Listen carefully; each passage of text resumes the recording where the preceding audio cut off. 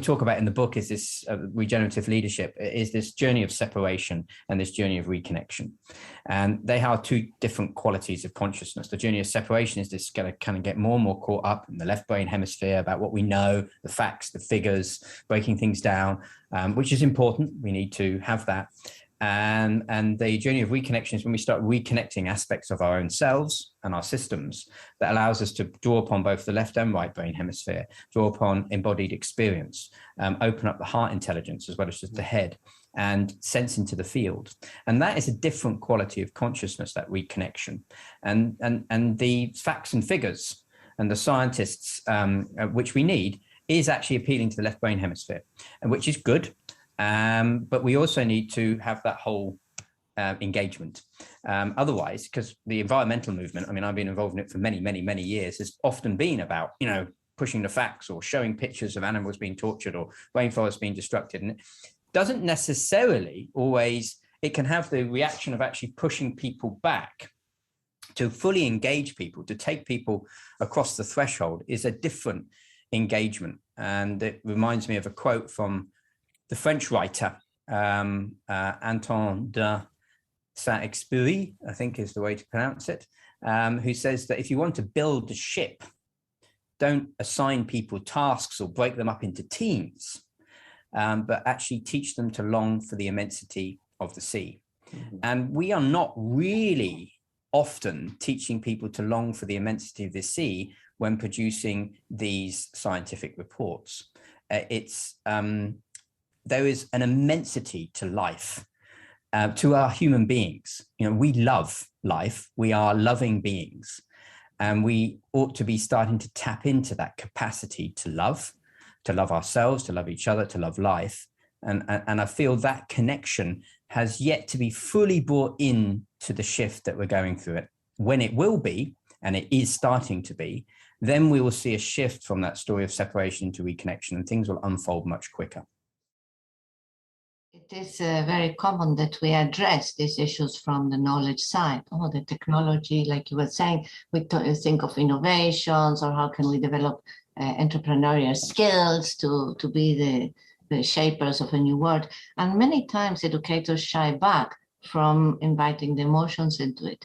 They say, well, it's enough if we deal with the knowledge, and that will suffice. However, if you think of the word emotion, it sets us into motion. Mm-hmm. And that is where the passion comes, whether it is anger, sadness, guilt, hope that I can fix something, despair, all the gamut of emotions that is possible in a human heart. These are the fertilizers of our actions. That is what pushes us, I need to do something. Just the intellectual conviction is a little bit more fragile, because today, I really think that it's a good business case. And tomorrow I say, well, I don't know, now that the prices of gas are falling, I don't know if it's such a good business case anymore. Maybe we don't need to switch into renewables after all, because it's an investment, when will we recover? Look how cheap the price of gas is.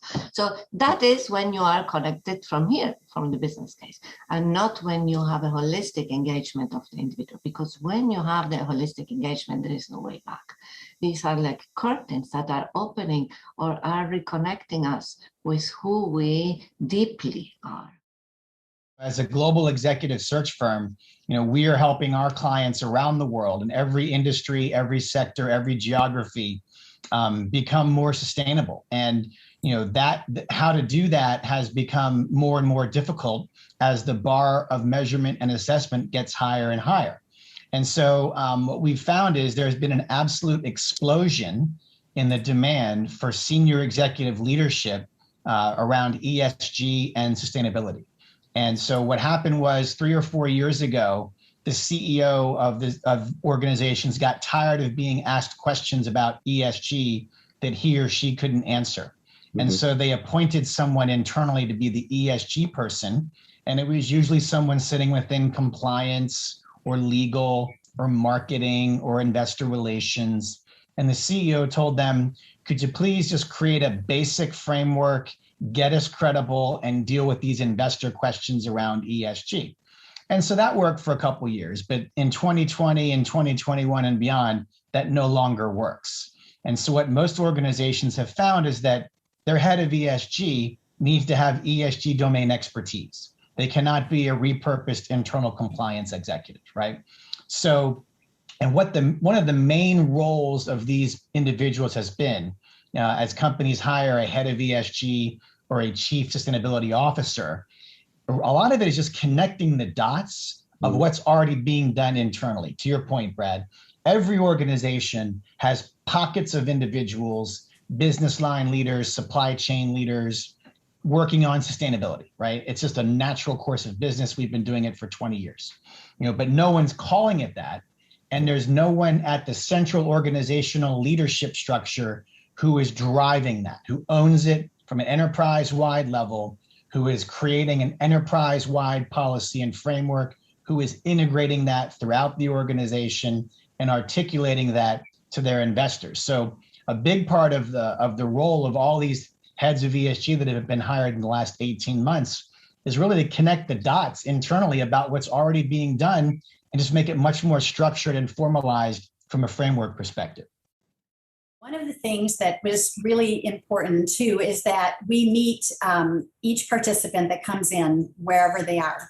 So, regarding sustainability, whether they've thought about it for a lifetime or not at all, they've got something that they can recognize and engage with right away in the simulation. And a lot of times that might be the team.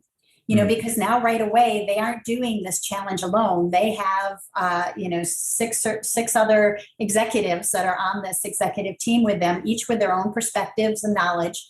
And they all help each other and support each other and challenge each other and really move each other forward. Those discussions, when you have an opportunity to listen to them, are just fascinating. But it's important because people do come in with different levels of not only thought or consideration about the environment, but with different skill and different knowledge. It's really important to make sure, and we've been very careful in the simulation, that people can always find something that they're comfortable with, grab onto that, and then engage in the learning from there. Why don't I just quickly say what I think the 5 aspects of story are. So 1, it starts with story listening. So put yourself in the shoes of your stakeholders and create your stories from their perspective, the people that you want to influence, the people that you want to take action. Then it's story building. So what are the ingredients we need? And I use the analogy of, so you've walked in your stakeholders' shoes, you now know what kind of cake they like to eat. So what are the ingredients that you need to bring together to make the perfect story cake for your stakeholders? So from story listening to story building. And again, the analogy, we don't just put on our running shoes and go out and run a marathon. It takes time to build our story muscle. So it's like, how do we make that into a practice? The third one is storytelling. So that's where actually we build our story, and we can talk more about the ingredients that are absolutely essential elements of story. But then it's storytelling. How do we get feedback? We're all on the wrong side of our own eyeballs. So how do we make sure that we've got that feedback loop, that we know that actually we're telling an effective story? Step 4 is story doing. So how can we create organizations that are built around that sense of purpose? A story doing organization ensures that everybody understands the story of the organization, the North Star, the organization's purpose. Everybody from the person at the front desk, to the guy the guy or gal in the post room, to the people that are moving the trucks around. So does everyone understand what the organization's purpose is, its biggest story, including suppliers, customers? We know purpose-driven brands that do that really, really well.